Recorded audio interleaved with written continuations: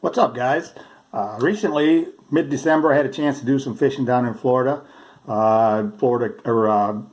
Estero Bay and that area, Fort Myers area, and I had treated myself to a brand new Daiwa BG 2500, and I was fishing out of a kayak and lost it. So I'd always heard, make sure you leash your rods and paddles and everything else. Well, this was a rental, I didn't do it, and got pretty expensive. So anyway, this is the new one that I bought to replace it. Same thing. Hopefully I'll have better luck with this one. But anyway, so I got looking online for some rod leashes and paddle leashes, and everything seemed to be, $8 or $9, and most of it was from China. I thought, well, why can't I just make something simple that I can stuff in my backpack or suitcase when I go down and keep my rods attached to the kayak? So I ran to the local Home Depot, and I came up with an idea. I think that'll work. You need three things. You need some paracord. This was $2.79 for a 50-foot roll at our local Home Depot store. I'm assuming Lowe's, Menards, everybody has it probably. You need a knife, something to cut it. Scissors work. Anything works, really. And a lighter. I usually just burn the ends a little bit to keep them from fraying too much. So it's pretty easy. I'll show you real quick.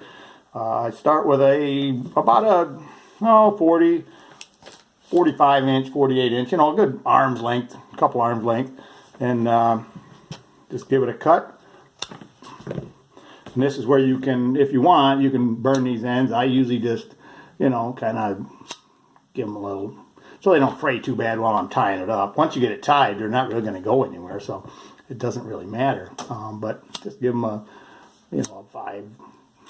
4 or 5 second burn, and watch it. It is hot, it'll burn your fingers. But so then I fold over one end here, about a 6-inch piece probably, and just make a loop. So you're doing an overhand knot, pull that loop end through, and you end up with something like that. Make sure you tighten up both ends, pull the main line and the tag in, make sure you got it nice and tight.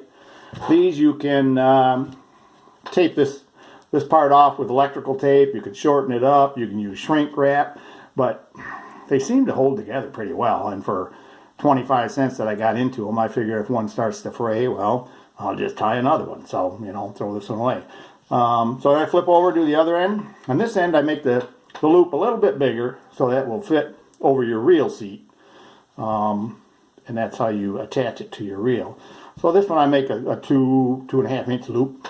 Same thing, pull your tag ends tight, cut it off if you want, tape it up, shrink wrap, whatever you want to do. But so when you get ready to use it, you take this small end and run it, say around your seat strap or one of your seat hooks or something that you can hook it on the kayak, and then just run the big loop through it, pull it down, and then you're cinched onto the kayak there, like that, and then run the large end, take your reel off, run it around your reel seat, and then you just attach it to your reel or your rod, and you're good to go. And so far, I've tried it a few different times. Seems to work pretty good. So for about 20 or 25 cents a piece, it seems like it'll work.